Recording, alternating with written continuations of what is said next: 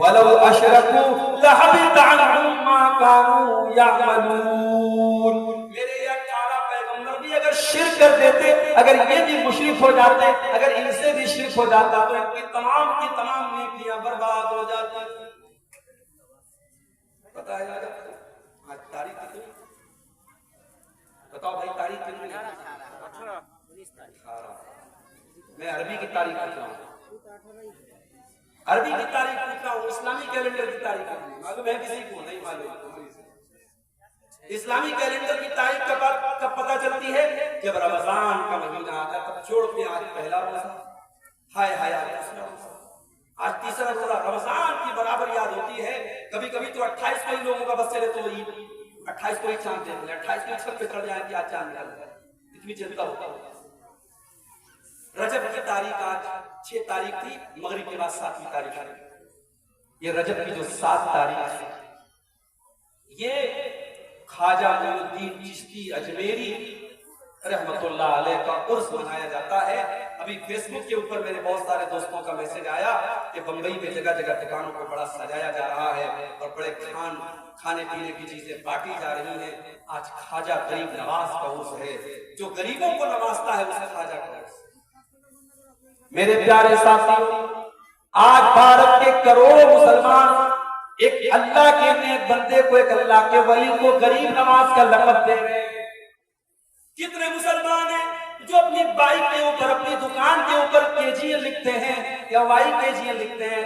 میں نے پوچھا کہ یہ KGN کا کیا مطلب ہے؟ کہنے لگے خواجہ غریب نواز۔ میں نے پوچھا YKGN کا کیا مطلب ہے؟ اس نے کہا یا خواجہ غریب نواز۔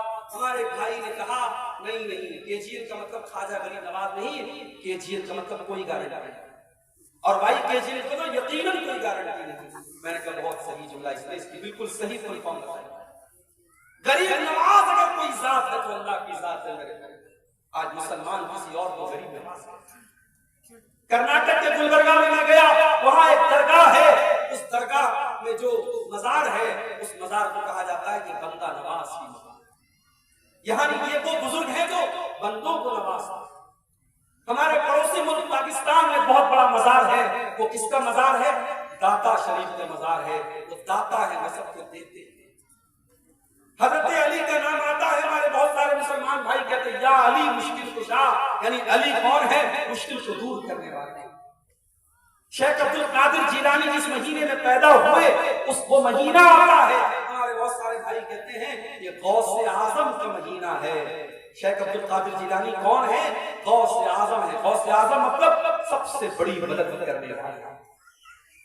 میرے پیارے ساتھیوں، کان کھول کر کے سن لو، اگر غریب نواز کوئی ہے تو اللہ ہے، اگر بندہ نواز کوئی ہے تو اللہ ہے، اگر داتا کوئی ہے تو اللہ ہے، اگر غریبوں کو دینے والا کوئی ہے تو اللہ ہے، اگر مشکل کشا کوئی ہے تو اللہ ہے، اگر غوث اعظم کوئی ہے تو اللہ ہے۔ اور مجھے ایک سوال کا جواب دے دو، جب شیخ عبد القادر جیلانی اپنی ماں کے پیٹ میں تھے، جب خواجہ معین الدین چشتی اجمیری اپنی ماں کے پیٹ میں تھے، جب یہ تمام بزرگان دین اپنی ماں کے پیٹ میں تھے، دنیا میں کبھی آئے بھی نہیں تھے، ابھی تو دنیا ان کا نام بھی نہیں جانتی تھی، اپنی ماں کے پیٹ میں جب اللہ کے نیک بندے تھے، ان کو ماں کے پیٹ میں آکسیجن کون پہنچاتا تھا؟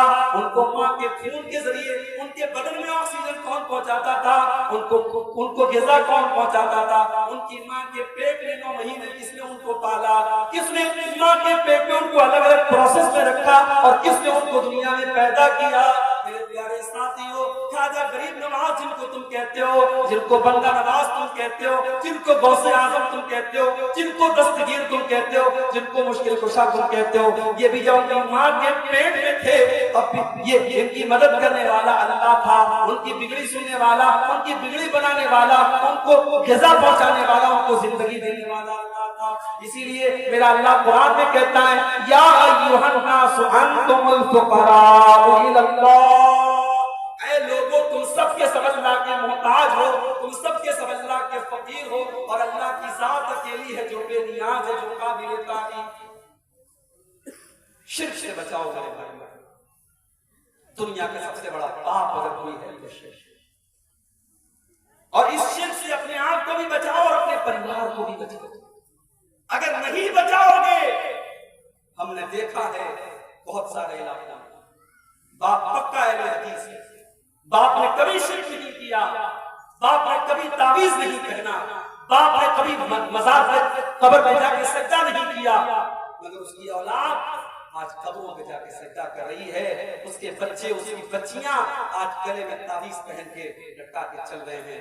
میرے بھائیوں، اپنے عقیدے کے ساتھ ساتھ اپنے بچوں کی عقیدے کی بھی ابراہیم علیہ السلام کو دیکھو، ابراہیم علیہ السلام جب اپنے لگتے جگر اسماعیل کو اور اپنی بیوی ہاجرہ کو جب مکہ کے بیاب ہو گیا سرزمین پہ چھوڑ کے جانے لگے، اپنے بچے کو اپنی بیوی کو چھوڑ کے جانے لگے، ابراہیم علیہ السلام اللہ کی بارگاہ میں دعا کرتے ہیں، وَإِذْ قَالَ إِبْرَاهِيمُ رَبِّ اجْعَلْ هَٰذَا الْبَلَدَ آمِنًا، اے اللہ اس مکہ شہر کو تو امن والا بنا دے، چین والا بنا دے، وَاجْنُبْنِي وَبَنِيَّ أَن نَّعْبُدَ الْأَصْنَامَ، اور اے اللہ تو مجھے اور میری اولاد کو ہمیشہ شرک سے بچانا، اے اللہ مجھے اور میری اولاد کو ہمیشہ بت پرستی سے بچانا، اے اللہ میری اولاد کبھی شرک نہ کرے، میری اولاد کبھی بت پرستی نہ کرے، اے اللہ میری اولاد کو ہمیشہ تو شرک سے محفوظ رکھنا۔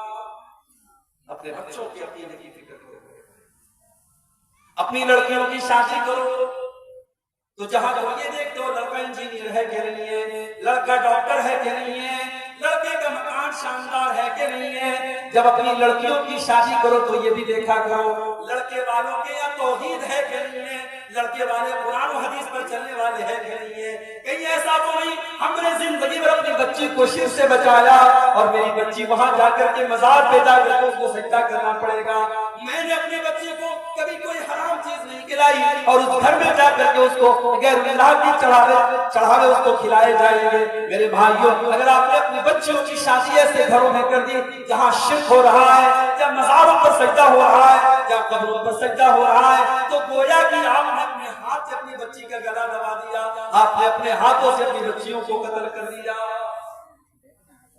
دنیا میں اپنے بچوں کو قتل کر دینا اتنا بڑا گناہ نہیں ہے جتنا بڑا گناہ اپنے بچوں کو جہنم کی آگ میں جھونک دینا ہے۔ میرے بھائیوں، اپنے ساتھ ساتھ اپنی اولاد کی عقیدے کی اور توحید کی اور آگے بڑھیے۔ سماج کو سدھارنا ہے، سماج کی اصلاح کرنا ہے۔ دوسرا کام آپ کو کیا کرنا ہے؟ پہلا تو سمجھ گئے آپ، شرک سے بچانا۔ دوسرا کام کیا کرنا ہے؟ قرآن سے یہ امت آج بہت دور ہو گئی ہے۔ میرے نوجوان ساتھیوں، اپنے دل پر ہاتھ رکھ کے بتانا، آخری بار آپ نے قرآن کب پڑھا تھا؟ او میری پیاری ماں بہنوں، ذرا ایمان سے بتانا کہ آخری بار آپ نے قرآن کب پڑھا تھا؟ ہمارے کتنے نوجوان ہیں جنہوں نے آخری بار قرآن رمضان کے مہینے میں پڑھا تھا؟ دوسرا رمضان آنے والا ہے، بیچ میں ایک بار بھی فرصت نہیں ملی کہ قرآن کو اٹھا کر کے پڑھ سکے۔ وہ لوگوں واٹس ایپ پر تو روز تم اپنے دوستوں کے میسج چیک کرتے ہو اور فیس بک کے اوپر تو ڈیلی دیکھتے ہو کتنے لوگوں نے لائک کیا، کتنے لوگوں نے ڈس لائک کیا، ہماری پوسٹ کو کتنے لوگوں نے دیکھا، ہمارے اسٹیٹس کو کتنے لوگوں نے دیکھا۔ وہ میری بہنوں، تم انسٹاگرام پر کوئی چیز پوسٹ کر کے دیکھتی ہو، ہماری پوسٹ کو کتنے لوگوں نے لائک کیا۔ او لوگوں، یہ قرآن میں تو اللہ کا کلام ہے، یہ قرآن میں تو اللہ کا میسج ہے، یہ قرآن میں تو اللہ کا پیغام ہے، اس قرآن کو تم کھولنے کی ضرورت کیوں نہیں محسوس؟ قرآن کو کیوں نہیں پڑھتے؟ قرآن کو ہم نے برکت کی کتاب تھا، قرآن کو ہم نے گلے میں تعویذ بنا کے لٹکانے کی کتاب تھا۔ وہ بڑی اچھی ایک نظم ہے، بچوں کے کتاب میں آپ کو مل جائے گی سلیبس میں۔ تاکوں میں سجایا جاتا ہوں، دودھوں کے پلایا جاتا ہوں، آنکھوں میں بسایا جاتا ہوں، ہر آواز میں سنایا جاتا ہوں۔ قرآن برکت کی کتاب بنا کے رکھ دیا گیا، آنکھوں میں سجا دیا گیا، آنکھوں میں بسا لیا گیا۔ قرآن پر کوئی غور کرنے کو تیار نہیں ہے، قرآن پر کوئی پڑھنے کو تیار نہیں ہے۔ او میرے بھائیوں، میری بہنوں، آج قرآن کا بنگلہ بھاشا میں بھی انواد ہو چکا ہے، قرآن کا انگلش میں بھی ٹرانسلیشن موجود ہے، قرآن کا اردو میں بھی ترجمہ موجود ہے۔ جو بھاشا آپ کو آتی ہو، جو لینگویج آپ کو آتی ہو، اس زبان میں قرآن کو سمجھنے کی کوشش کرو، قرآن کو پڑھا کرو، قرآن پر غور کیا کرو، یہ بڑی برکت والی کتاب ہے۔ اللہ قرآن میں کہتا ہے وقال الرسول یا رب ان قوم اتخذوا هذا القرآن مہجورا۔ قیامت کے اللہ کے پیارے رسول کہیں گے کہ اے اللہ میری قوم نے قرآن کو چھوڑ دیا تھا، میری قوم نے، میری امت نے قرآن کو چھوڑ دیا تھا، اے لوگوں یہ قیامت کے دن اللہ کے نبی اللہ کی عدالت میں ایک کیس دائر کریں گے، کہیں یہ کیس ہمارے خلاف نہ پڑ جائے، وہ لوگوں قرآن سے اپنا تعلق مضبوط کر لو۔ اللہ کے پیارے نبی فرماتے ہیں ان اللہ یرفع بہذا الکتاب اقواما ویضع بہ آخرین، اللہ تعالیٰ قرآن کے ذریعے بہت سارے لوگوں کو عزت دیتا ہے اور اسی قرآن کے ذریعے بہت سارے لوگوں کو ذلیل کرتا ہے۔ جو قرآن کو پڑھتا ہے، جو قرآن پر عمل کرتا ہے، اس کو اللہ عزت دیتا ہے، اور جو قرآن کو چھوڑ دیتا ہے اللہ اسے ذلیل کر دیتا ہے۔ ہم نے قرآن کو چھوڑ دیا، موبائل 1 گھنٹے کے لیے ڈسچارج ہو جائے، ہمارے نوجوانوں کی تو ایسا لگتا ہے سانس اٹک گئی، سانس اٹک گئی، ایسا لگتا ہے 1 گھنٹے میں کتنا امپورٹنٹ کام اس کا چھوٹ رہا ہے، کتنے میسج بیچارہ بھی نہیں دیکھ پا رہا ہے، کتنے واٹس ایپ پر اس کے دوستوں نے ویڈیو اور فوٹو بھیجے ہوں گے وہ نہیں دیکھ پا رہا ہے۔ اور قرآن ایک ایک مہینہ، ایک ایک سال گزر جاتا ہے اور قرآن ہمیں پڑھنے کی توفیق نہیں ہوتی ہے۔ میرے بھائیوں یہ امت قرآن سے دور ہے، قرآن سے اپنا تعلق مضبوط کرو، اس کے بغیر سماج کی اور آگے بڑھیں۔ سماج کی اصلاح کرنے کے لیے تیسرا کام، سماج کی بہت بڑی خرابی یہ بھی ہے کہ آج سماج ہمارا نماز سے دور ہو چکا ہے۔ اسی بنگال کے علاقے میں، اسی جھارکھنڈ کے اور بہار اور بنگال کے علاقے میں نے دیکھا ہے کہ رات بھر تقریر ہوتی ہے، فجر کی اذان کے ٹائم جلسہ ختم ہوتا ہے، الصلاۃ خیر من النوم کی آواز دے کر کے فجر کی اذان ہو رہی ہے، مؤذن چلا چلا کے کہہ رہا ہے الصلاۃ خیر من النوم، وہ لوگوں نماز نیند سے بہتر ہے، وہ لوگوں نماز نیند سے بہتر ہے۔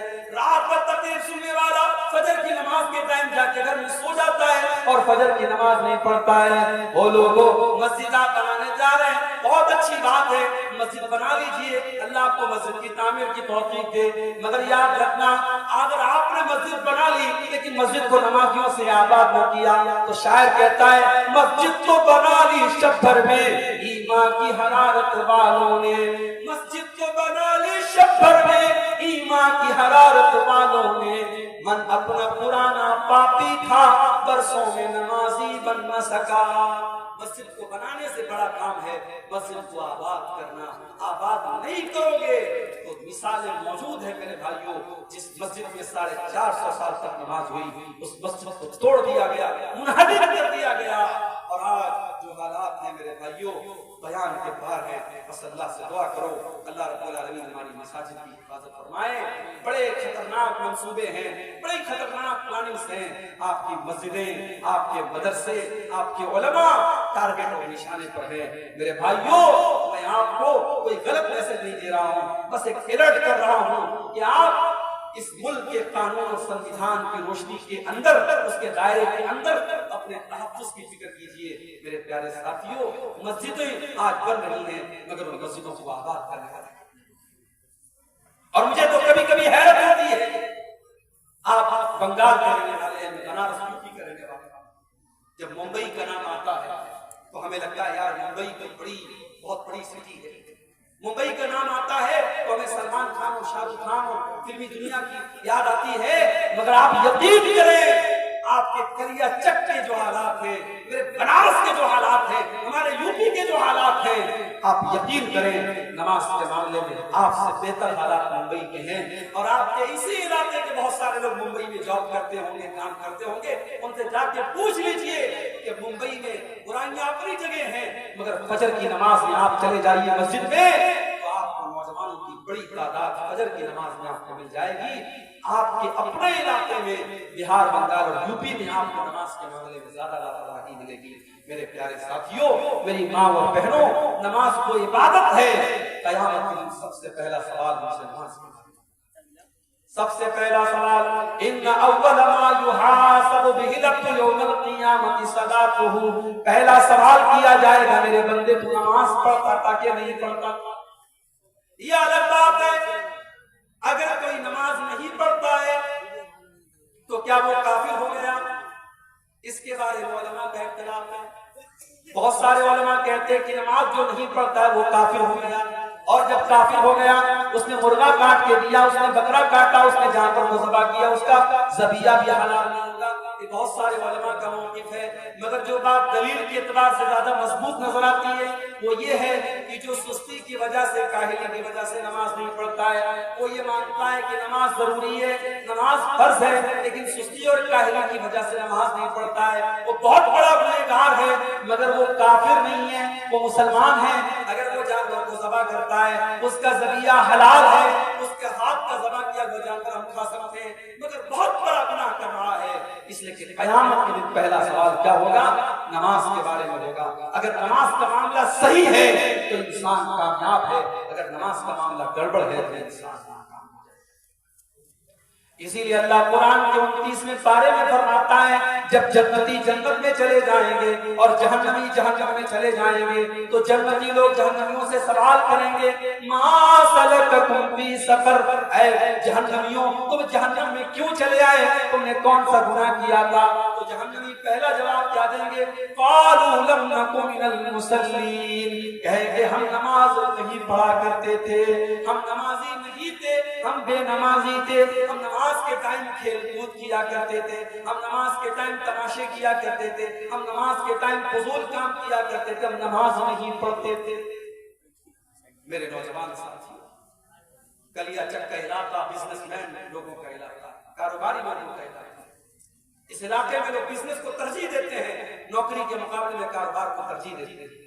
مگر میں آپ کو ایک بات بتا دوں، آپ کا کاروبار نماز سے بڑھ کے نہیں ہے، آپ کا بزنس، آپ کا بیاپار نماز سے بڑھ کے نہیں ہے۔ میری ماں بہنوں، آپ کے گھر میں جتنے بھی کام ہو جائیں، نماز کا ٹائم ہو جائے سارے کام کو اسٹاپ کر کے پہلے نماز پڑھو۔ اللہ قرآن میں کہتا ہے رجال لا تلہیہم تجارۃ ولا بیع عن ذکر اللہ، میرے نیک بندے تو وہ ہیں ان کا کاروبار، ان کی تجارت کو اللہ کے ذکر سے اور نماز سے کبھی غافل نہیں کرتا ہے۔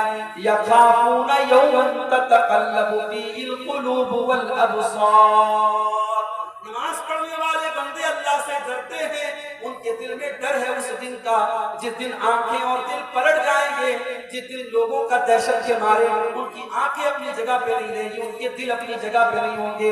قیامت کے دن کا ڈر جس کے دل میں ہوگا وہ نماز کی پابندی کرے گا۔ میرے پیارے ساتھیوں، جس نبی سے ہم محبت کرتے ہیں، جس نبی کا کلمہ ہم پڑھتے ہیں، اس نبی نے اپنے آخری ٹائم میں امت کو کیا وصیت کی تھی؟ الصلاۃ الصلاۃ وما ملکت ایمانکم، اے لوگوں نماز پڑھتے رہنا، اے لوگوں نماز پڑھتے رہنا۔ اگر نبی سے محبت ہے اور نبی سے اگر آپ کو تعلق ہے تو نماز کے لیے میرے بھائیوں سارے کام آپ زندگی کے ایک طرف کر دیجئے، نماز سے آپ کو دور نہیں رہنا ہے، نماز کی پابندی کرنا ہے، اور اتنی پابندی کرنا ہے کہ اللہ کے نبی فرماتے ہیں وَرَجُلٌ قَلْبُهُ مُعَلَّقٌ بِالْمَسَاجِدِ، انسان کا دل نماز میں لگ جائے، نماز سے جڑ جائے، اس کا دل مسجد میں اٹک جائے، ایک ٹائم کی نماز چھوٹ جائے تو اس کو ایسا لگے کہ ہاں میرا دل چھوٹ گیا۔ آج کل سفر کرنا آسان کام نہیں ہے، پہلے لوگ ریلوے اسٹیشن پر نماز پڑھ لیتے تھے، ایئرپورٹ پر نماز پڑھ لیتے تھے، ٹرین پر نماز پڑھ لیتے تھے، ابھی حالات اتنے بہتر نہیں ہیں۔ تو جو نماز کی پابندی کرنے والا انسان ہے اگر وہ سفر میں رہتا ہے تو بیچارہ پریشان رہتا ہے، یا اللہ جلدی سے منزل پر پہنچ جاؤ، کئی ٹائم کی نماز میری چھوٹ رہی ہے، سفر میں حالات ایسے ہو گئے آدمی ہر جگہ نماز نہیں پڑھ سکتا ہے، تو ایسا انسان فکر میں رہتا ہے، ٹینشن میں رہتا ہے، چنتا میں رہتا ہے۔ میرے بھائیوں، نماز کی ایسی فکر اپنے دل میں پیدا کرو، اس کے بغیر سماج کی اصلاح نہیں ہو سکتی۔ اور آگے بڑھیے، سماج کی اصلاح کرنا ہے تو ایک اور بہت بڑی برائی سے سماج کو پاک کرنا ہوگا، اور وہ برائی کیا ہے؟ اس برائی کو بدعت کہا جاتا ہے۔ دین کے اندر نئی کوئی چیز نکالی جائے، دین کے اندر کوئی نیا کام دین سمجھ کر کے نکالا جائے تو وہ کام بدعت ہے۔ مجھے بہت اچھی طریقے سے یاد ہے، شاید 2 سال پہلے کی بات ہے، میرا کلیا چک کے علاقے میں کہیں پروگرام تھا، میں مالدہ سے جب کلیا چک کی طرف آنے لگا، 12 ربیع الاول کی تاریخ تھی، سارے راستے بلاک تھے اور مسلمانوں کے جلوس نکل رہے تھے اور بڑے بڑے ڈی جے کے سانگ بج رہے تھے، جوان لڑکیاں اپنے اپنے گھروں سے نکل کر کے اپنے نبی کی پیدائش کا جشن منا رہی تھی، بڑے بڑے ڈی جے ساؤنڈ پر اللہ کے نبی کی تعریف کے قصیدے پڑھے جا رہے تھے۔ وہ لوگوں یہ منظر دیکھ کر کے دل کو بڑی تکلیف ہوئی. جس نبی نے کبھی میوزک کی آواز کو نہیں سنا، جس نبی نے میوزک کی آواز کو مزمار الشیطان قرار دیا، آج میوزک بجا بجا کے اس نبی کی پیدائش کی خوشی منائی جا رہی ہے. جس نبی نے اپنی امت کی عورتوں کو پردہ کرنے کا حکم دیا اور بے پردہ نکلنے سے منع کیا، اسی نبی کی پیدائش کی خوشی کے نام پر جوان جوان لڑکیاں سج دھج کر کے میک اپ کر کے لپسٹک لگا کر کے میک اپ لگا کر کے کریم پاؤڈر لگا کر کے اپنے گھروں سے بہترین کپڑے پہن کر کے نکل رہی ہیں. واللہ یہ منظر دیکھ کر کے بڑی دل کو تکلیف پہنچی. یہ کام آپ کے کلیہ چک کے مارکیٹ میں نے دیکھا یہ کام ہوا. میرے پیارے ساتھیوں، کام دیکھ کر کے بہت سے لوگوں کو بڑا اچھا لگ رہا تھا. لوگ اپنے اپنے گھروں سے نکل رہے ہیں، پیسہ خرچ کر رہے ہیں، ٹائم لگا رہے ہیں. کس نام پہ؟ نبی کی محبت کے نام پہ، اسلام کے نام پہ، دین کے نام پہ. مگر یہ کام 1400 سال پہلے نبی نے نہیں کیا، نبی کے صحابہ نے نہیں کیا. اس کام کو ہم بدعت کہتے ہیں. جو کام ثواب سمجھ کے کیا جائے، دین سمجھ کے کیا جائے اور اس کا ثبوت نہ ہو، اس کا پروف نہ ہو، وہ کام نبی نے نہ کیا ہو، نبی کے صحابہ نے نہ کیا ہو، اس کام کو بدعت کہتے ہیں. اور اللہ کے پیارے نبی اپنے ہر خطبے میں کیا فرماتے تھے؟ وَشَرَّ الْأُمُورِ مُحْدَثَاتُهَا وَكُلُّ مُحْدَثَةٍ بِدْعَةٌ وَكُلُّ بِدْعَةٍ ضَلَالَةٌ وَكُلُّ ضَلَالَةٍ فِي النَّارِ. دین کے اندر نیا نکالا گیا کام بدعت ہے اور ہر بدعت گمراہی ہے اور ہر گمراہی جہنم کی طرف لے کر کے جانے والی ہے. امام مالک رحمۃ اللہ علیہ بڑی پیاری بات کہتے ہیں. امام مالک کہتے ہیں وہ لوگوں کان کھول کر کے سن لو، اللہ نے اپنا دین مکمل کر دیا. اللہ نے 1400 سال پہلے، امام مالک تو اللہ کے نبی کے 100 سال بعد کے ہیں، تو وہ کہتے ہیں 100 سال پہلے جب قرآن کی آیت نازل ہوئی اليوم اکملت لکم دینکم واتممت علیکم نعمتی ورضیت لکم الاسلام دینا. اللہ نے اعلان کر دیا کہ اے لوگوں، میں نے تمہارے دین کو مکمل کر دیا اور میں نے اپنی نعمت کو تمام کر دیا اور اسلام کو میں نے تمہارے لیے پسند کر لیا. امام مالک کہتے ہیں وہ لوگوں جس نے دین کے اندر کوئی نیا کام نکالا فقد زعم ان محمدًا خان الرسالہ، وہ یہ کلیم کر رہا ہے، وہ یہ دعویٰ کر رہا ہے کہ محمد رسول اللہ نے اللہ کے دین کو پورا نہیں پہنچایا، اللہ کے نبی نے ادھورا دین پہنچایا، اللہ کے نبی نے انکمپلیٹ دین پہنچایا اور یہ بدعت نکال کر کے اس کو پورا کر رہا ہے. اس لیے کہ اللہ قرآن میں کیا کہتا ہے؟ اليوم اکملت لکم دینکم، او لوگوں میں نے تمہارے دین کو مکمل کر دیا. امام مالک کہتے ہیں فما لم یکن یومئذ دینا فلا یکون اليوم دینا. جو چیز نبی کے دور میں دین نہیں تھی وہ آج بھی دین نہیں ہو سکتی. سوال آتا ہے، مردے کو دفنایا گیا، دفنانے کے بعد امام صاحب کھڑے ہو کر کے دعا کرتے اور جتنے مقتدی ہیں سب آمین آمین کرتے. سوال آتا ہے مولوی صاحب کا یہ طریقہ صحیح ہے؟ صحیح اس لیے کہ نبی نے دعا کرنے کا حکم دیا ہے، اجتماعی دعا کرنے کا حکم دیا. مردے کو آپ نے دفنا لیا فصلوا له التثبیت، اللہ کے نبی فرماتے ہیں مردے کی ثابت قدمی کے لیے دعا کرو. ہر آدمی ہاتھ اٹھا کے اپنے اپنے طور پہ دعا کرے، لیکن ایک آدمی دعا کر رہا اور باقی سب آمین کہہ رہے ہیں، اس شکل کا ثبوت نہیں ملتا ہے. اس سے ہمیں پرہیز کرنا چاہیے. کہیں کہیں مردے کو دفنانے کے بعد کھڑے ہو کر کے وہاں اذان دینے لگتے، پوری اذان دیتے. پوچھو بھائی یہ کیا کر رہے ہو؟ کہتے ہیں کہ اللہ کے رسول نے فرمایا کہ جب اذان دی جاتی ہے تو شیطان ہوا خارج کرتے ہوئے بھاگ جاتا ہے. تو ہم اس لیے اذان دیتے ہیں، مردے سے ابھی سوال و جواب ہوگا تو شیطان آ کر کے پریشان کرے گا، ہم اذان دے کر کے شیطان کو بھگا دیتے ہیں. یہ لاجک نہیں چلے گی. دین لاجک کا نام نہیں ہے، دین اپنا دماغ لگانے کا نام نہیں ہے. اگر یہ لاجک صحیح ہوتی تو نبی اور صحابہ کے دور میں بھی دفن کرنے کے بعد وہ اذان دیتے. کیا ان کو نہیں پتا تھا کہ اذان دینے سے شیطان بھاگ جاتا ہے؟ جب نبی نے یہ کام نہیں کیا، صحابہ نے یہ کام نہیں کیا تو ہم بہار ہوتے ہیں. دین لاجک کا نام نہیں ہے. سردی کا موسم میں نے موزہ پہنا ہے اور یہ کپڑے کا موزہ ہے. مسئلہ یاد رکھو، چمڑے کے موزے پر بھی آپ مسح کر سکتے ہیں، کپڑے کے موزے پر بھی مسح کر سکتے ہیں. چمڑے کے موزے کو عربی میں خف کہتے ہیں اور کپڑے کے موزے کو عربی میں جورب کہتے ہیں. جورب پر بھی مسح کرنا ثابت ہے، خف پر بھی مسح کرنا ثابت ہے۔ اگر آپ اپنے گھر پر ہیں تو 24 گھنٹہ، یعنی آج اگر آپ نے مان لیجیے عشاء کی نماز میں آپ نے موزہ پہنا، شرط یہ ہے آپ وضو کر کے موزہ پہنے، وضو کر کے پیر وغیرہ دھل کے آپ نے موزہ پہنا، تو کل عشاء کی نماز کے پہلے یعنی کل فجر کی نماز، ظہر کی نماز، عصر کی نماز، مغرب کی نماز، یہ 4 ٹائم کی نماز آپ موزہ پہنے پڑھ سکتے ہیں۔ ہر وضو کے ٹائم اگر آپ کا وضو ٹوٹ گیا ہے، آپ کو پیر دھلنے کی ضرورت نہیں ہے، موزے کے اوپر آپ مسح کر لیں۔ یہ مسئلہ کس کے لیے ہے؟ جو گھر پہ ہے۔ ہاں سفر میں اگر آپ ہیں، جیسے میں بنارس سے آپ کے بنگال میں آیا ہوں، تو میرے لیے 3 دن کی چھوٹ ہے۔ میں اگر آج مسح کر رہا ہوں، آج میں نے وضو کر کے موزہ پہنا ہے، تو میں اگلے 3 دن تک لگاتار چاہوں، اگر موزہ میں نہیں اتار رہا ہوں تو بغیر پیر دھلے میں پیر موزے پر مسح کر کے نماز پڑھ سکتا ہوں۔ یہ مسئلہ مردوں کے لیے ہے، یہ مسئلہ ہماری ماؤں بہنوں کے لیے ہے۔ لیکن آپ غور کریں، ہم جب موزہ پہنتے ہیں موزے کے اوپر مسح کرتے ہیں، اور جیسے دونوں کان کا ایک ساتھ مسح کرتے ہیں، ایسی دونوں ہاتھ ہلکا سا بھگو کر کے دونوں موزے پر ایک ساتھ مسح کر لینا چاہیے۔ لیکن ہم مسح ہمیشہ اوپر کرتے ہیں، نیچے نہیں کرتے۔ جبکہ ہم موزہ پہن کے جب چلتے ہیں تو جو ڈسٹ ہوتا ہے، جو گرد و غبار ہوتا ہے، جو دھول ہوتی ہے، وہ نیچے لگتی ہے۔ تو ہونا تو یہ چاہیے تھا ہم نیچے ہاتھ لگا کر کے دھول کو صاف کریں، مگر ہم اوپر مسح کرتے ہیں۔ حضرت علی کہتے ہیں لو کان الدین بالرأی، اگر دین عقل کی بنیاد پر ہوتا، اگر دین لاجک کی بنیاد پر ہوتا تو مسح اوپر نہ ہوتا، مسح نیچے ہوتا۔ لیکن مسح اوپر ہوتا ہے، یہ اس بات کی دلیل ہے کہ دین قرآن و سنت پر چلنے کا نام ہے، دین اپنی لاجک کا نام نہیں ہے۔ میرے بھائیوں، آج بہت سارے کام لاجک کے نام پر ہو رہے ہیں۔ مرنے والا مر گیا، اس کے تیسرے دن بریانی بن گئی، بریانی پکا کر کے مدرسے میں بچوں کو دی جا رہی ہے، محلے کے غریبوں کو دی جا رہی ہے۔ پوچھو بھائی یہ کیا ہے؟ کہتے ہیں تیجا۔ 10ویں دن پھر بریانی پکڑی، پوچھو یہ کیا ہے؟ کہتے ہیں 10واں ہے۔ پھر 40ویں دن پھر بریانی بنی، پوچھو یہ کیا ہے؟ کہتے ہیں 40واں ہے۔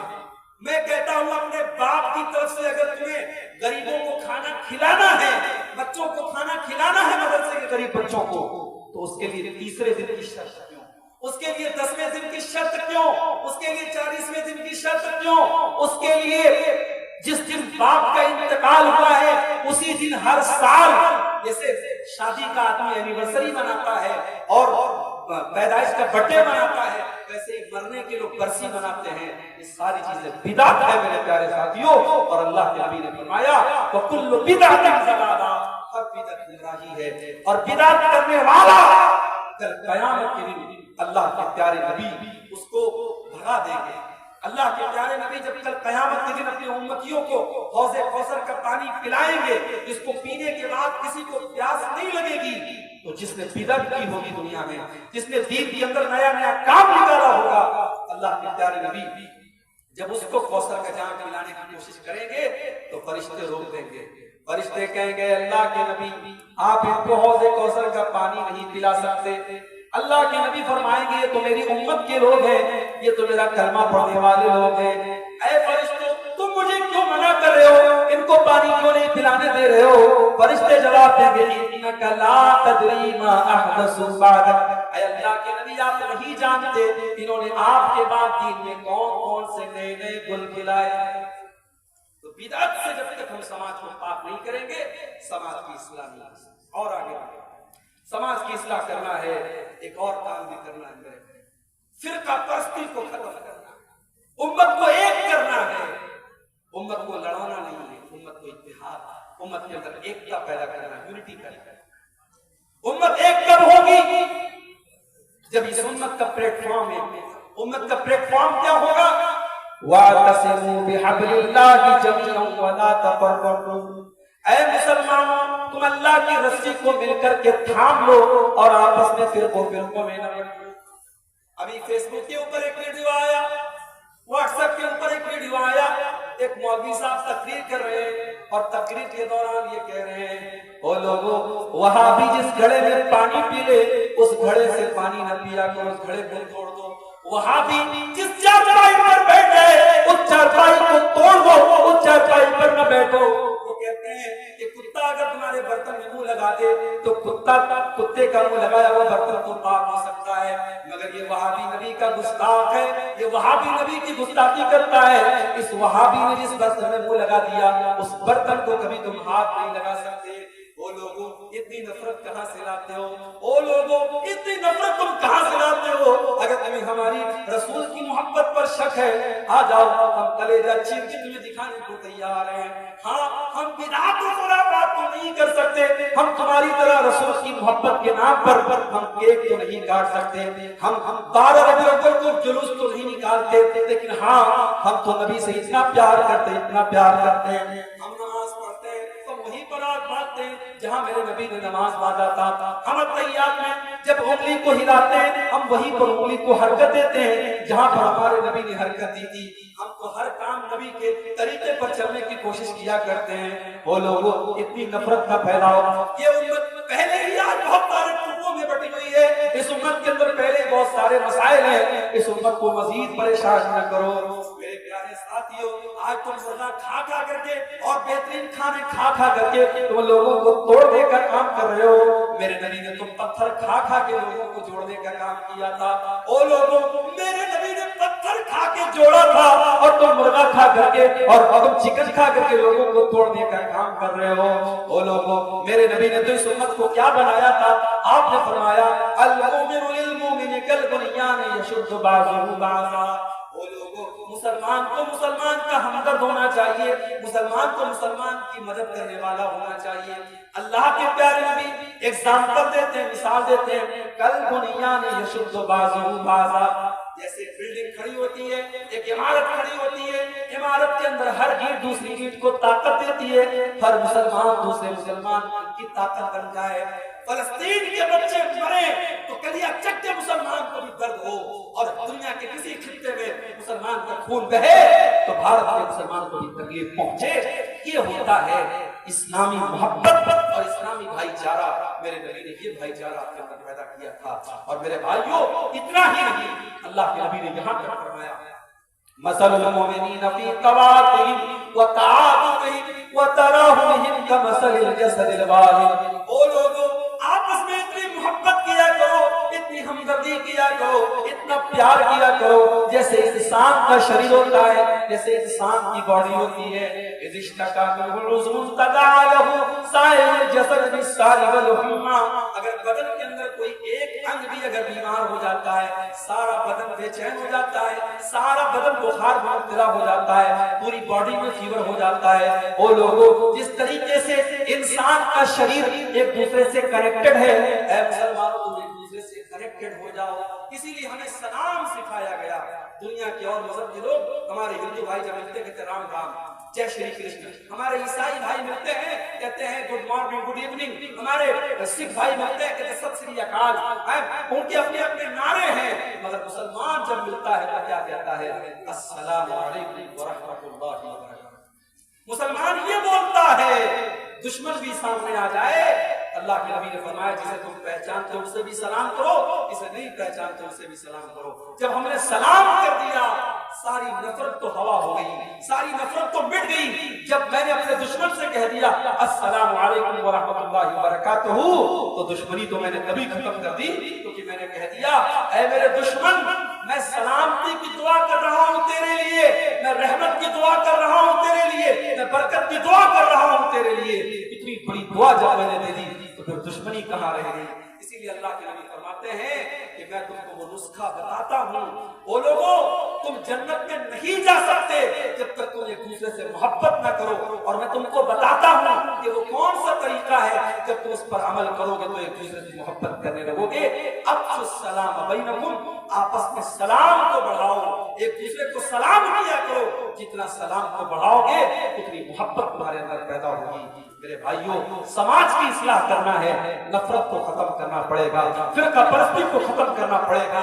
ٹھیک ہے مسلک کا اختلاف ہے، ہمارے بہت سارے مسلمان بھائی بہت ساری غلطیوں میں مبتلا ہیں، ہم پیار سے محبت سے اخلاق سے ان کی ہم اصلاح کریں گے، مگر ہم نفرت کا چورن نہیں بانٹیں گے، ہم نفرت کا پرچار نہیں کریں گے، ہم گلے لگ کر کے محبت کے ساتھ کام کریں گے۔ میرے بھائیوں سماج کی اصلاح کرنا ہے، ایک اور کام بھی کرنا ہے۔ ابھی 2-3 हफ्ता पहले जुमा का खुतबा मैंने इसी कलियाचक में एक जगह पड़ती है मालदार पाड़ा, वहां पे मैंने जुमा का खुतबा दिया, टाइम दिया मैंने, लेकिन मजबूरी आ गई। मेरा प्रोग्राम रात में खड़गपुर में था, ट्रेन से मुझे सुबह वंदे भारत से हावड़ा से आपके मालदा उतरना था। ट्रेन मेरी 5 मिनट में लेट पहुंचा, मिस हो गई। मेरा जुमा के रास्ते में चला गया, जुमा में नहीं पढ़ा पाया। कल मेरे पास एक मैसेज आया, उसी मालदार पाड़ा के एक नौजवान का मैसेज आया और उसने कहीं से मेरा नंबर हासिल किया। इसीलिए मैं नंबर भी आमतौर से नौजवानों को नहीं देता हूँ, क्योंकि मुझे मालूम है हर तरीके के लोग। मैं जुमा के खुतबे में नहीं पहुंच पाया तो इसी कलियाचक के उसी इलाके के नौजवान ने मुझे मैसेज किया और कहा कि मौलवी साहब आप बहुत बड़े धोखेबाज हैं, आपने धोखा दिया है। ये आज हमारे नौजवान का हाल है। आप अपने मेहमान की, अपने आलिम की इज्जत नहीं कर सकते, तो मेरे भाई ऐसी अखलाक आज हमें अपने अखलाक को भी सुधारने की जरूरत है। हम अहले हदीस हैं, हम शिर्क नहीं करते, हम मजाक का सजदा नहीं करते। इसका मतलब ये नहीं कि हमारे 100 खून माफ हो जाएंगे, हमें अपने अखलाक को भी अच्छा बनाना। हजरत अबू ज़र ग़िफ़ारी रज़ी अल्लाह ताला अल्लाह के नबी के पास आते और कहते हैं, अल्लाह के नबी मुझे कोई वसीयत कर दीजिए, मुझे कोई इंपॉर्टेंट बात बता दीजिए, मुझे कोई महत्वपूर्ण बात बता दीजिए। अल्लाह के नबी 2 बातें उनको बताते हैं। और कलियाचक वालों, सुल्तानगंज वालों, ये 2 बातें अगर आपने नोट कर ली, मैं समझता हूं कि मेरी पूरी तकरीर कामयाब हो जाएगी। ये 2 बातें अगर आपने सीख ली। अल्लाह के नबी अबू ज़र ग़िफ़ारी से कहते हैं, ऐ अबू ज़र ग़िफ़ारी इत्तक़िल्लाह हैसुमा कुन्ता, तुम जहां भी रहो अल्लाह से डरो। अपने घर में हो तब भी अल्लाह से डरो, मस्जिद में हो तब भी अल्लाह से डरो, जलसे में गए हो तब भी अल्लाह से डरो, और मार्केट में हो तब भी अल्लाह से डरो, अपने कमरे में बंद हो तब भी अल्लाह से डरो, और पब्लिक के सामने हो तब भी अल्लाह से डरो। इत्तक़िल्लाह हैसुमा कुन्ता, ऐ अबू ज़र ग़िफ़ारी तुम जहां पर भी रहो अल्लाह से डरते रहना। और दूसरी चीज, वअत्बिइस सय्यअतल हसनत तमहुहा, ऐ अबू ज़र जब तुमसे कोई गुनाह हो जाए, जब तुमसे कोई गलती हो जाए, तो जल्दी से कोई नेकी कर लो, तुम्हारी नेकी तुम्हारे गुनाह को मिटा डालेगी। जब तुम कोई गुनाह कर दो, कोई गलती हो जाए, तो जल्दी से कोई नेकी कर दो, जब तुम नेकी कर लोगे तो तुम्हारे गुनाह को अल्लाह ताला माफ कर देगा। और तीसरी चीज, वखालिकिन नास बिखुल्किन हसन, ऐ अबू ज़र लोगों से अच्छे अखलाक से पेश आया करो, लोगों के साथ बुरा व्यवहार न किया करो, लोगों के साथ बदतमीजी न किया करो। मेरे नौजवान साथियों, अपने अखलाक को बेहतर बनाओ, अपने अखलाक को बेहतर बनाओ, अपनी गुफ्तगू को, अपने बिहेवियर को अच्छा बनाओ। हज़रत लुक़मान अपने बच्चे को क्या नसीहत करते हैं, वला तुसइर खद्दक लिन्नास, ऐ मेरे बच्चे तू गाल फुला करके लोगों से न मिला कर, ऐ मेरे बच्चे तू गाल फुला करके लोगों से न मिला कर, वला तमशी फिल अर्ज़ि मरहा, और तू जमीन में अकड़ करके न चला कर। 4 पैसे कमा लिए तो अकड़ा न करो। तुम्हारे पास बड़े बड़े नेताओं से तुम्हारा ताल्लुक हो गया, तुम एमएलए साहब के साथ चलने लगे, तुम एमपी साहब के साथ चलने लगे, तुम प्रेसिडेंट के साथ चलने लगे, तुम प्रधानमंत्री के साथ चलने लगे, तुम्हारे अंदर अहंकार आ गया, तुम्हारे अंदर तकब्बुर आ गया। वला तमशी फिल अर्ज़ि मरहा, तुम जमीन में अकड़ करके न चला करो। तकब्बुर अल्लाह को पसंद नहीं। एक आदमी मार्केट में जा रहा था, बहुत सारा सामान उसने लिया, वो एक कुली को तलाश करने लगा, कोई कुली मिल जाए, कोई पोर्टर मिल जाए मेरे सामान को उठाने वाला, तो मुझे कुछ मदद मिल जाए। एक आदमी को देखा, सिंपल ड्रेस में है, समझा ये कुली का काम करता है, कहा भाई मेरा ये सामान मेरे घर में। उस आदमी ने उसका सारा सामान अपने सर पे उठाया, उसके साथ जाने लगा। रास्ते में जो लोग देखते, तो जो आदमी सामान उठाए हुए था उसको देख के कहते, अस्सलामु अलैका या अबा अब्दुल्लाह, अस्सलामु अलैका या अबा अब्दुल्लाह, ऐ अबू अब्दुल्लाह आपका सलाम, ऐ अबू अब्दुल्लाह आपका सलाम। अब ये बेचारा परेशान था, सब लोग इसको सलाम कर रहे हैं, है कौन आदमी? तो एक आदमी से पूछा कि भाई ये कौन आदमी है जिसको मैंने अपना सामान उठाने का काम कहा? तुमको पता नहीं ये कौन है? ये अल्लाह के रसूल के सहाबी सलमान फारसी हैं, और ये इस शहर के गवर्नर हैं, ये मदाइन के गवर्नर हैं। मदाइन के गवर्नर से मैं कुली का काम करवा रहा हूँ? अरे हजरत माफ कीजिए, मैंने پہچانا نہیں تھا، جلدی سے یہ سامان اتار دیا. کہا نہیں، اب جب تک یہ سامان تمہارے گھر میں نہیں پہنچا دوں گا میں اپنے سر سے یہ سامان نہیں اتاروں گا. ان کے گھر تک سلمان فارسی نے وہ سامان پہنچایا. یہ سلمان فارسی کا اخلاق تھا، یہ صحابی کا اخلاق تھا. میرے نوجوان ساتھیوں، ہمیں اور آپ کو اپنے اخلاق کا بھی جائزہ لینا چاہیے. قیامت کے دن اللہ کے یہاں جب ہماری نیکیوں کو تولا جائے گا تو جیسے روزے کو تولا جائے گا، نماز کو تولا جائے گا، زکات کو تولا جائے گا، صدقہ خیرات کو تولا جائے گا، ہمارے اخلاق کو بھی تولا جائے گا. اور اللہ کے نبی فرماتے ہیں ما من شیء یوضع فی المیزان اثقل من حسن الخلق. اللہ کے ترازو پر سب سے وزنی، سب سے وزندار اگر کوئی چیز ہوگی تو اخلاق ہوگا. میرے بھائی اپنے اخلاق کو آپ کی گفتگو، آپ کی بات چیت، آپ کی ٹاکنگ، آپ کی بھاشا، آپ کا وکتویہ وہ بتاتا ہے کہ آپ کا مینر کیا ہے.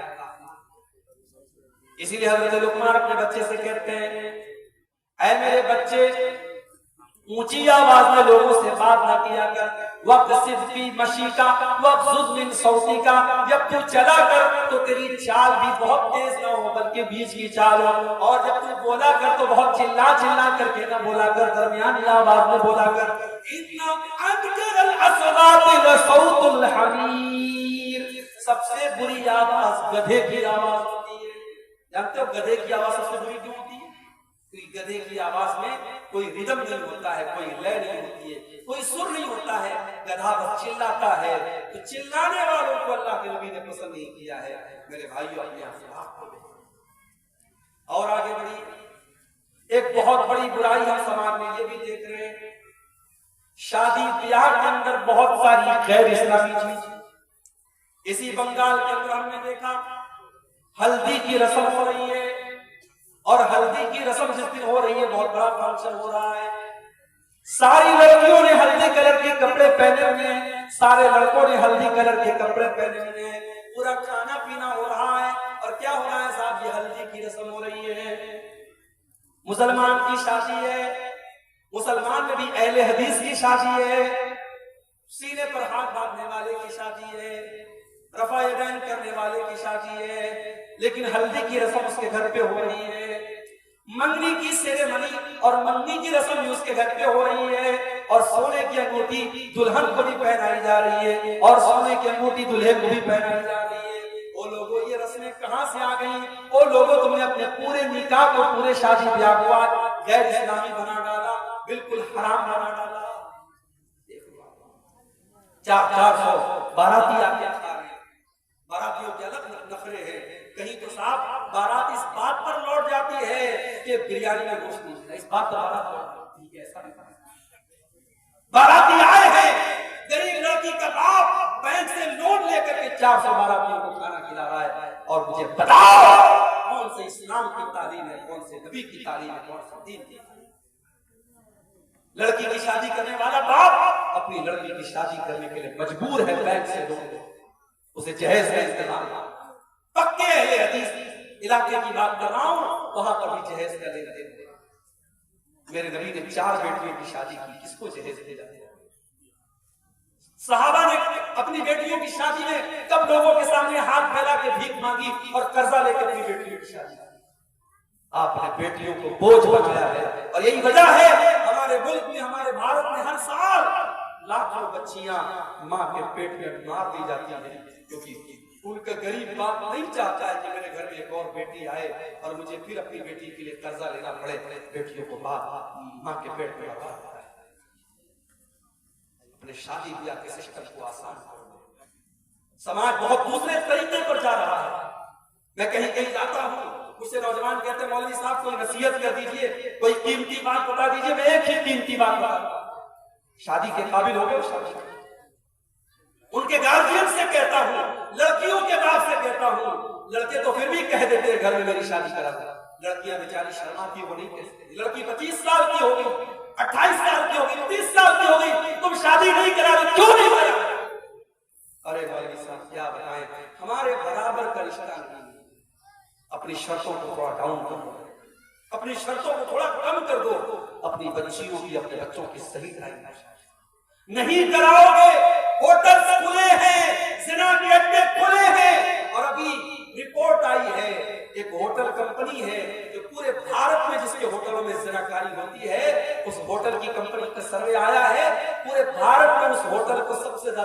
حیدرآباد شہر میں یوز کیا جاتا ہے اور حیدرآباد میں بھی سب سے زیادہ مسلم علاقوں میں یوز ہو رہا ہے. آج آپ کی مسلمان لڑکیاں اس راستے پر چل رہی ہیں. کرناٹک کی حویلی سے بھی ایک نیوز آئی, 26 سال کی مسلمان لڑکی 40 سال کے غیر مسلم رکشہ ڈرائیور کے ساتھ ہوٹل کے کمرے میں پائی گئی, بدکاری کرتے ہوئے پائی گئی. یہ حالات ہمارے اتر پردیش کے بریلی شہر میں 8 سال تک مدرسے میں پڑھنے والی لڑکی آج غیر مسلم کے ساتھ اپنے گھر کو, اپنے باپ کو, اپنے پریوار کو چھوڑ کے جاتی ہے اور غیر مسلم کے ساتھ شادی کرتی ہے اور اس کے مذہب میں داخل ہو جاتی ہے. اسلام کا چھوڑ آپ نے کیا کیا؟ آپ کے اسی بنگال میں دیکھتا ہوں جلسہ ہو رہا ہے, آپ نے عورتوں کا انتظام کیا ہے, بہت اچھی بات, لیکن آپ کے یہاں جمعہ کی نماز ہوتی ہے مسجد میں, جامع مسجد میں. میں نے پوچھا 10 مسجدوں کے بارے میں پوچھا تو 10 مسجدوں میں سے 3 مسجدوں والوں نے کہا ہمارے یہاں عورتوں کا انتظام ہے, 7 مسجد والوں نے کہا ہمارے یہاں کوئی انتظام. کیوں انتظام؟ کیا آپ کے پاس پیسے کی کمی ہے؟ نہیں, بہت پیسہ ہے. آپ کی شادیاں بتاتی ہیں بہت پیسہ ہے, آپ کی فضول خرچی بتاتی ہے بہت پیسہ ہے, شادی بیاہ کے موقع پر آپ کے لاکھوں کے خرچ بتاتے بہت پیسے ہیں. اگر بچانا چاہتا ہو اپنی قوم کی بچیوں کو, اپنی مہیلاؤں کو, اپنی بیٹیوں کو, میری بات لکھ لو. ہر جمعہ جہاں آپ مسجد میں جمعہ کا انتظام کرتے ہیں وہاں لیڈیز کا ارینجمنٹ کمپلسری مینڈیٹری ہونا چاہیے, ضروری ہونا چاہیے. آپ عورتوں کا انتظام کیجیے اور گھر کی تمام عورتوں کو جمعہ کی نماز میں لے کے جائیے. ساس بھی جائے, بہو بھی جائے, بیٹی بھی جائے, ماں بھی جائے. ہمارے یہ بھی عجیب مسئلہ ہے, 70 سال کی بوڑھی ماں گھر سے نکلتی ہے تو چادر میں, نقاب میں, برقعے میں نکلتی ہے, اس کی آنکھ بھی نظر نہیں آتی. اور 18 سال کی چھوکری نکل رہی ہے, بال کھلے ہوئے ہیں, لپسٹک لگا کے, میک اپ کر کے, تمام سر سے پیر تک پوری سج کے سور کے نکل رہی ہے. ماں کو پردے کی شریعت نے پردے کی چھوٹ دی ہے. 60 سال کی عورت ہو جائے, شریعت نے کہا اگر وہ پردہ اتنا نہ بھی کرے تو چلے گا. جس کو پردہ کرنا چاہیے وہ بے پردہ گھوم رہی ہے, اور 60 سال والی جو بوڑھی ہے وہ بیچاری پردہ. میرے بھائیوں, ہمیں سماج کو بدلنا پڑے, ہمیں سمجھنا پڑے گا کہ سماج آج دشت ہو رہا ہے, سماج آج گندا ہو رہا ہے, اور اس سماج کو بچانے کی ذمہ داری ہماری ہے. اگر بیوی اگر بے پردہ گھوم رہی ہے, شوہر کہاں مر گیا؟ اگر بیٹی بے پردہ گھوم رہی ہے, باپ کہاں مر گیا؟ اگر بہن بے پردہ گھوم رہی ہے, بھائی کہاں مر گیا؟ میں بتاؤں کہاں مر گیا؟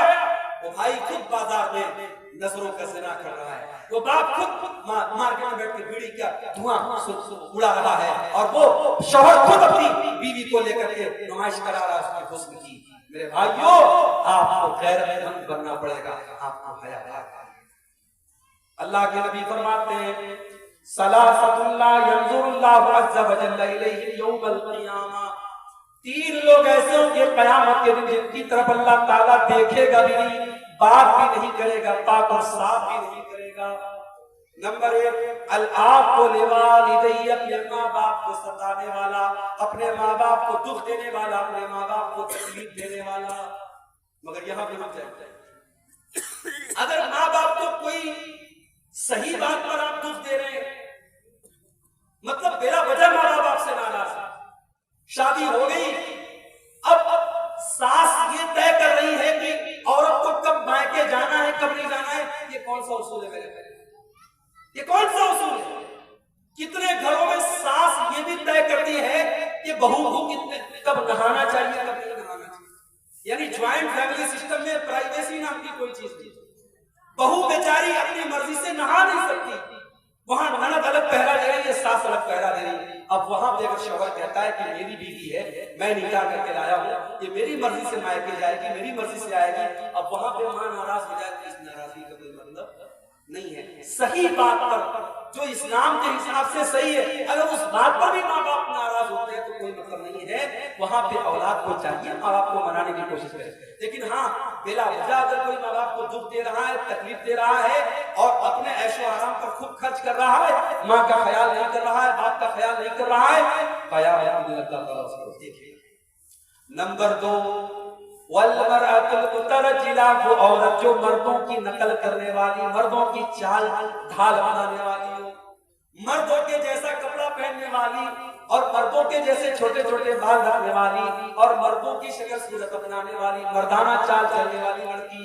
और नंबर 3 अत्तयूस, वो बेगैरत मर्द, अल्लज़ी युक़िरु फी आलिहिल खुबूस, जिसके घर में बेहयाई हो रही हो, जिसके घर में बेपर्दगी हो रही हो और उस बेगैरत मर्द को कोई फर्क न पड़ता हो। तो मर्द अगर बेगैरत है तो सिर्फ औरत जिम्मेदार नहीं है, मर्द भी जिम्मेदार है।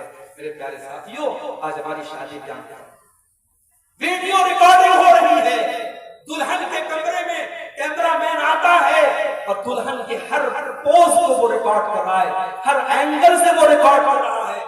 दुल्हन की सहेलियां और घर की जवान लड़कियां दुल्हन के आसपास बैठी हैं और ये वीडियो कैमरा वाला बेचारा वीडियो रिकॉर्डिंग कर रहा है। और ये इस शादी में मौलवी साहब निकाह पढ़ा के दुआ करके अल्लाह ताला इस निकाह में बरकत दे। कहां से बरकत आएगी?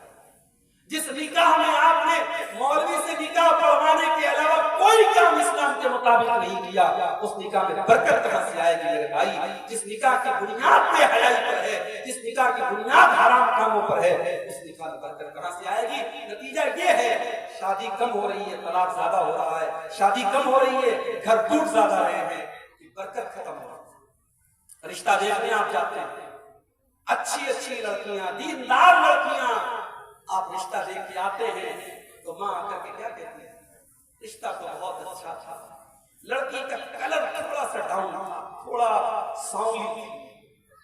अरे अल्लाह की बंदी, ये कोई सांवली है, कोई गोरी है, कोई काली है, ये रंग किसने बनाया? अल्लाह ने बनाया। इस पे इंसान को तो इख्तियार नहीं है। किसी की 3 बेटियां हैं, 2 बेटियां बड़ी गोरी चट्टी हैं, एक बेटी का रंग थोड़ा सा सांवला है, तो क्या उस सांवली लड़की बेचारी उसको रिजेक्ट कर दिया जाए?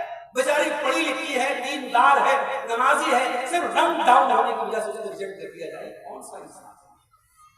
हमें अपनी सोच को बदलना पड़ेगा। उन गरीब बच्चियों को आज दीनदारी के बावजूद रिजेक्ट किया जाता है, नतीजा ये निकलता है जब समय सीमा पार हो जाती है वो लड़कियां गलत रास्ते उठाती है। आज समाज में आप ये मंजर भी देखिए, कोई लड़की, कोई औरत बेवा होगी, उसके शौहर का एक्सीडेंट में इंतकाल हो गया, 1 साल का बच्चा है, बेवा हो। अब समाज क्या कहता है साहब? अरे औरत है, बच्चे के सहारे जिंदगी गुजार। मैं कहता हूं दुनिया का सबसे बड़ा झूठ है, दुनिया का सबसे बड़ा फ्रॉड है। एक बच्चे के सहारे औरत जिंदगी गुजार लेगी, उसकी जवानी, उसकी इज्जत, उसकी ख्वाहिशात, उसकी डिजायर, उसका कोई मतलब नहीं। इस समाज को हमें बदलना पड़ेगा, मुतल्लका और बेवा औरतों की शादी का भी माहौल पैदा करना पड़ेगा। जो लड़कियां, जो औरतें जवानी में बेवा हो गई, जवानी में मुतल्लका हो गई, उनकी शादी आप नहीं कराएंगे, गलत रास्ते को चुनेगी और समाज में गंदगी फैलेगी और फैल रही है। मेरे प्यारे साथियों, शादी ब्याह में ये बहुत सारी चीजें हैं जिनकी हमें इस्लाह करनी है। सबसे पहले तो आप रिश्तों में दीनदारी करें।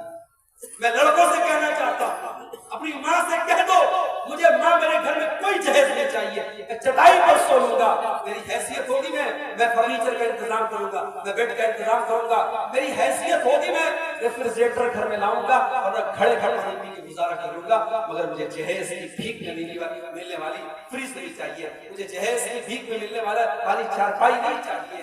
अपनी माँ से जाके कह दो, मुझे दीनदार बीवी लाना। अल्लाह के नबी फरमाते हैं, लियत्तखिज़ अहदुकुम क़ल्बन शाकिरा व लिसानन ज़ाकिरा व ज़ौजतन मुमिनतन तुईनुहु अला अम्रिल आखिरा। ओ लोगों, दुनिया की सबसे बड़ी दौलत 3 चीजें हैं, 3 चीजें जिसके अंदर पैदा हो जाए उसके बाद दुनिया की सबसे बड़ी दौलत है क़ल्बन शाकिरा, एक ऐसा दिल अपने पास पैदा कर लो जो अल्लाह का शुक्र अदा करने वाला दिल हो, व लिसानन ज़ाकिरा, और ऐसी जुबान अपने पास पैदा कर लो जो जुबान अल्लाह का जिक्र करने वाली हो, व ज़ौजतन मुमिनतन, और ऐसी ईमान वाली बीवी अपने घर में लेके आ जाओ तो इनुहु अला अम्रिल आखिरा, जो आखिरत के कामों में आपकी मदद करे। दीनदार बीवी मेरे भाई आपके घर में आएगी, आपके घर को जन्नत बना देगी। दीनदार रिश्तों में दीनदारी का तरजीह हो। इसीलिए अल्लाह के नबी फरमाते हैं, तुनकाहुल बरातु लिअरबईन लिमालिहा व लिहसबिहा व लिजमालिहा व लिदीनिहा। जब लड़की की शादी होती है 4 चीजें लड़की के अंदर देखी जाती हैं, माल देखा जाता है, खूबसूरती देखी जाती है, उसका खानदान देखा जाता है और उसको दीनदारी देखी जाती है। आपने फरमाया फज़फर बिज़ाति दीन, दीनदार लड़की को तरजीह दो, कामयाब हो जाओ। आज हालात ये है, 8-8, 9-9 साल के बच्चे और बच्चियां, उनके भी इंस्टाग्राम पर फोटोज, वो भी अपने फोटोज डाल रहे हैं, वो भी इंस्टाग्राम पर दोस्तियां कर रहे हैं, वो भी टेलीग्राम और व्हाट्सएप पर ताल्लुक कायम कर रहे हैं। जो बच्चे अभी ढंग से बालिग नहीं हुए, जो बच्चियां ढंग से बालिग नहीं हुई, उनको भी गर्लफ्रेंड और बॉयफ्रेंड का कल्चर उनके समाज में फैलाया जा रहा है। और हालात ये है, अभी दिल्ली की न्यूज आज मैंने मोबाइल पर पढ़ी, दिल्ली में 8 साल से लिव इन रिलेशनशिप में रहने वाला, लिव इन रिलेशनशिप का मतलब बगैर शादी के मर्द और औरत साथ में रह रहे हैं, लिव इन रिलेशनशिप में रहने वाला अपनी उसी औरत की 14 साल की लड़की के साथ रेप करता है और फिर पुलिस उसको अरेस्ट करती है। हालात ये हैं, बाप बेटी का रिश्ता भी तार तार हो रहा है, भाई बहन का रिश्ता भी तार तार हो रहा है। मेरे भाइयों, अब धीरे धीरे दुनिया महसूस कर रही है, दुनिया महसूस कर रही है, समाज को इस गंदगी से बचाना है तो इस्लाम के दामन में आना पड़ेगा। इस्लाम ने हमें जिना के दरवाजों से रोका है, जिना के चोर दरवाजों से इस्लाम ने रोका है। इस्लाम कहता है लड़का लड़की बालिग हो जाए, 12-10 साल का लड़का हो गया, 10 साल की लड़की होगी, बिस्तर अलग, 10 साल का लड़का लड़की हो गया, बिस्तर अलग कर दो। लड़की को मेंसेस आने लगे, लड़की बालिग हो गई, जवान हो गई, घर से निकले तो पर्दे में निकले। जवान लड़की को किसी गैर महरम के साथ तन्हा मत रहने दो, अकेला मत रहने दो। तुम्हारी खाला का लड़का, तुम्हारे मामू का लड़का, तुम्हारे काका का लड़का, तुम्हारे ताया का लड़का, ये सब तुम्हारे लिए गैर महरम है। मेरी बहनों, जिस तरीके से मोहल्ले के और गांव के लड़कों को अपने लिए गैर महरम समझती हो, अपनी खाला के, अपने ताया के, अपने मामू के, अपने चाचा के लड़कों को भी गैर महरम समझो। मेरी बहनों, आपका देवर आपका भाई नहीं है, आपके शौहर का भाई है। भाभी अगर देवर को हंसी मजाक में ज्यादा छूट देगी, अगर भाभी देवर से ज्यादा फ्रैंक होगी और देवर भाभी के बीच की सीमाएं खत्म होगी, तो वहां पे मामला खराब होंगे और बहुत सारे घरों में मामला खराब हो रहे हैं। ये फेसबुक का दौर है, ये फिल्मों का दौर है, ये वेब सीरीज का दौर है, ये समाज में गंदगी को परोसने का दौर है। इस दौर में हमें और ज्यादा एहतियात की जरूरत है। बच्चियां जवान हो जाएं तो बाप अपनी बच्चियों से भी एक एहतियात करे।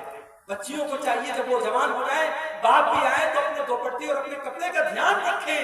शैतान कब किसके दिमाग को कहां फेर दे, कब किसकी नजरें खराब हो जाए, शैतान कब किसके हमारे रगों में, हमारे बदन में खून की तरह शैतान दौड़ रहा है, और फितनों के इस दौर में कब किस रिश्ते में नापाकी आ जाए। मेरे भाइयों का